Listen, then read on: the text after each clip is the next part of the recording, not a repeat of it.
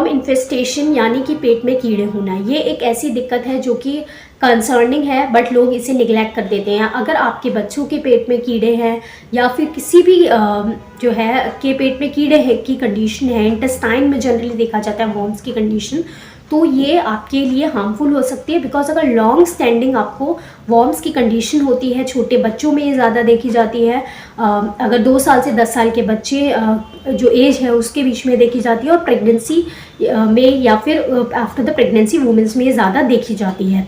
अगर आपको वॉर्म्स की कंडीशन है तो उसमें आपको कंसर्निंग या ट्रीटमेंट या फिर उसके लिए डिवॉर्मिंग करना, डिवॉर्मिंग मतलब वॉर्म्स का जो है पेट में से रिमूवल होना या निकालना, उसको इसलिए ज़रूरी है because it lead to you anaemia, और अनीमिया की कंडीशन डेवलप हो जाती है। तो बात करें गवर्नमेंट अपना शेड्यूलिंग जो है उसमें वैक्सीनेशन शेड्यूल्स या जो है डिस्पेंसरी में जो है डिवॉर्मिंग की टैबलेट्स मिलती हैं, तो अपने बच्चों को वॉर्म्स की जो टैबलेट्स हैं वो ज़रूर दें हर 6 महीने, जो भी शेड्यूल के उनके एज के हिसाब से है। अगर वुमेंस का जो शेड्यूलिंग है उसके हिसाब से भी, और हर 6 महीने में आप भी जो है इस टैबलेट्स को अपने जो है ले सकते हैं। साथ के साथ हाइजीन कंडीशन बहुत ज़्यादा मेंटेन करनी होती है, because one of the most important cause होता है कि कंटामिनेटेड जो है फूड, वाटर, और साथ के साथ अगर आप हाइजीन मेंटेन नहीं कर रहे तो ये एक कॉज हो सकता है कि आपको जो वॉर्म्स है जो इन्वायरमेंट में है, जो सॉइल में है या खाने में है, वो आपके पेट में चले जाएंगे। तो इन चीज़ों का ध्यान रखें। बाहर का बहुत ज़्यादा खाना, कंटामिनेटेड फूड या फिर आप वाटर है, इन्हें अवॉइड कीजिए। और साथ के साथ ये ध्यान रखिए कि अगर आपके बच्चे बाहर से खेल के आते हैं या आप कहीं बाहर से आते हैं तो सबसे पहले अपने हाथों को अच्छे से धोएं और उसके बाद ही खाना खाएं। तो ये कुछ प्रिवेंशंस आप कर सकते हैं। साथ के साथ जो शेड्यूलिंग है उस हिसाब से बच्चों को वैक्सीन आप देते हैं ज़रूर उनका ध्यान रखते हैं। तो जो डिवॉर्मिंग की टैबलेट्स हैं उस शेड्यूलिंग उनका भी ध्यान रखिए। अब बात रही होम्योपैथी, इसमें किस तरीके से उपयोगी होती है। तो होम्योपैथी जो वॉर्म्स की कंडीशन, वॉर्म इन्फेस्टेशन की कंडीशन है, उसमें बहुत ही उपयोगी है। बहुत सारी मेडिसिन हैं जो पेशेंट बहुत ज़्यादा कि हमें रिपीटेडली वॉर्म्स की कंडीशन हो जाती है, तो और या फिर हमारे बच्चों को लेके आते हैं लोग कि हमने इसे दी थी ये वाली टैबलेट, फिर भी उसको बहुत बार बार वॉर्म्स हो रहा है। तो कहीं ना कहीं आपको हाइजीन कंडीशन तो मेंटेन करनी है, साथ के साथ होम्योपैथिक भी इसमें लाभदायक है। और ट्रीटमेंट आप इसको कंप्लीट करना चाहिए। ये नहीं कि सिर्फ आप 15 दिन की या 20 दिन के टैबलेट्स दे के बच्चे को अगर आप सोचें कि बिल्कुल ठीक हो जाएगा, कंप्लीटली ट्रीटमेंट, क्योंकि अनीमिया जब क्रोनिक होने लगता है पेशेंट जनरली तभी आते हैं। तो मैं ये कहना चाहूँगी 2 या 3 महीने पूरा कोर्स कीजिए, तब आप देखेंगे कि कंप्लीटली पेशेंट, क्योंकि एनीमिक भी इसके साथ होता है कि बच्चा एनीमिक भी हो गया होता है, तो पूरा ओवरऑल है वो हील कर पाएगा। तो बात करें पहली होम्योपैथिक मेडिसिन जो इसमें काफ़ी इफेक्टिव होती है। आज मैं वैसे तो बहुत सारी दवाएं हैं, एक मेडिसिन की मैं डिस्कस करूंगी, सिना, जो कि मोस्ट ऑफ द केसेस में या बहुत ज़्यादा इफेक्टिव देखी गई है। तो सिना इसमें एक बहुत अच्छी दवा है। सिनकोना और सिना दोनों एक अलग दवाएं हैं, तो आपको कंफ्यूजन नहीं होना है। ये इसलिए इम्पोर्टेंट है क्योंकि जो लोग अपने आप से मेडिसिन ले लेते हैं, तो बिल्कुल मैं ये कहना चाहूँगी कि सिना जो है, सिनकोना जो एक मेडिसिन होती है या चाइना होती है जिसे कहते हैं, वो एक अलग कंडीशन के लिए होती है, और सिना CINA आप देख सकते हैं स्क्रीन पे, तो ये एक अलग मेडिसिन है। तो सिना जो है स्पेशली जो वॉर्म इन्फेस्टेशन की कंडीशन में, इसको वॉर्म सीड भी कहा जाता है इसीलिए, तो उसमें बहुत अच्छा काम करती है। चिल्ड्रंस रेमेडी भी कहा जाता है क्योंकि बच्चों में ये कंडीशन जो है उनको सिम्टम्स को उसमें देखा गया और ज़्यादा इसका रिजल्ट अच्छा मिला या सिम्टम मिले। अगर चिल्ड्रंस में irritation, intestinal irritation with worms condition में देखी जाती है कि उसके पेट में कीड़े हैं, बच्चा बहुत ज़्यादा जिद्दी हो गया है, बहुत सारी चीज़ें डिमांड करता है, ये चाहिए वो चाहिए, हर समय जिद करता रहता है, और उसको चाहिए देने के बाद भी वो उसको रिजेक्ट कर देता है, इस तरीके का अनयूजुअल टाइप ऑफ बिहेवियर करेगा। वो थोड़ा बड़ा बच्चा है, छोटा बच्चा है, तो हर समय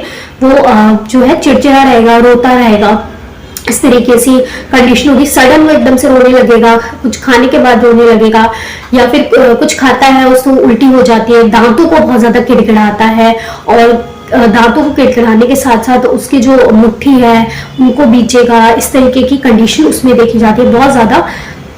जैसे दांत निकल रहे होते हैं उस दौरान भी बच्चे दांत जो है खींचते हैं, उसी के साथ साथ जो वर्म इन्फेस्टेशन है उस कंडीशन में भी होता है। और जो जनरली फीचर होता है कि पेट में देखा जाता है कब्जी रहती है और डायरिया की कंडीशन भी देखी जा सकती है, दोनों ही कंडीशन देखी जा सकती है। पेट में जब स्टूल्स जो पेशेंट या बच्चा जो भी है जिसको एक कंडीशन है वो पास करता है तो उसमें वॉर्म्स भी देखने को मिलते हैं, छोटे छोटे कीड़े देखने को मिलेंगे व्हाइट कलर के जनरली, तो वो उससे आप जो है पहचान सकते हैं। तो ये कंडीशन भी देखने को मिलती है। नेवल एरिया, नाभि के पास बच्चे को दर्द होता है, उसको अगर वहां प्रेस करेंगे तो उसको आराम मिलेगा, इस तरीके से आप चेक कर सकते हैं। और थोड़ा बड़ा बच्चा है तो रेक्टल एरिया में उसको बहुत ज्यादा इचिंग हर समय करता रहेगा, या फिर उल्टी सीधी चीजें उसको खाने की बहुत ज्यादा क्रेविंग होती है, चॉप की कई बार क्रेविंग होती है, मिट्टी बहुत ज्यादा खाएगा तो ये क्रेविंग देखी जाती है। और बहुत से जो बच्चे जो हैं मिट्टी खाते रहते हैं, जो छुप छुपा के या लोग या वुमेन्स में देखा जाता है, उनमें भी ये कंडीशन डेवलप हो जाती है। तो जो जिस कंडीशन को हम पीका कहते हैं तो वो मैं अनदर वीडियो में जरूर आपको डालूंगी कि ये भी एक कंडीशन होती है जिसकी होम्योपैथी में दवा है अवेलेबल है। तो इन कंडीशन को अगर बात करें तो वॉर्म्स की कंडीशन में अगर पेट में दर्द और स्टूल्स जो है जनरली इसके पॉपकॉर्न लाइक स्टूल्स आप कह सकते हैं कि म्यूकस इसमें से निकलता है। ये स्टूल बहुत छोटे छोटे ऐसे गुच्छों में निकलेंगे व्हाइट कलर के विथ म्यूकस के साथ, और वॉर्म्स उसमें बहुत ज्यादा होते हैं। तो ये कंडीशन जो है वॉर्म्स की होती है और इसमें सिना एक अच्छी दवा है। बात रही पोटेंसी, आप पोटेंसी जो है जनरली डॉक्टर जो है डिसाइड करता है, और बहुत छोटे बच्चों में तो बिल्कुल भी अपने आप से रिपीटेशन नहीं करना चाहिए। बात रही अगर आप मिडिल एज के है या बच्चों में, तो आई विल नॉट प्रेफर कि आप कोई भी अपनी दवा अपने आप से दवा लें। एक्यूट कंडीशन में अगर आपको ये कंडीशन डेवलप हो जाती है तो 30 पोटेंसी सेफेस्ट हो सकती है, और सुबह दोपहर शाम अगर इसे 10 से 15 दिन आप लेंगे तो आपको कंडीशन में रिलीफ मिलेगा। साथ के साथ किस रीजन की वजह से उससे भी ध्यान देना है, उस पर आपको गौर करना है। बात रही ट्रीटमेंट के लिए अगर बात करूं तो सिर्फ एक सिना ही मेडिसिन नहीं है, बहुत सारी मेडिसिन है। सिम्टम के हिसाब से कई बार पेशेंट सिना से इंप्रूव नहीं होता है तो उसमें कुछ और मेडिसिन यूज करनी पड़ती है। पेशेंट के सिम्टम देखे जाते हैं, कई बार स्टूल का कलर, स्टूल की कंसिस्टेंसी या फीचर्स है पेशेंट के वो अलग आते हैं तो उसमें डिफरेंट मेडिसिन होती है। पेशेंट अनीमिया के साथ आता है तो उसमें अनीमिया सिम्टम्स को कवर करना बहुत जरूरी होता है, वरना पेशेंट दिन पे दिन कमजोर हो जाता है।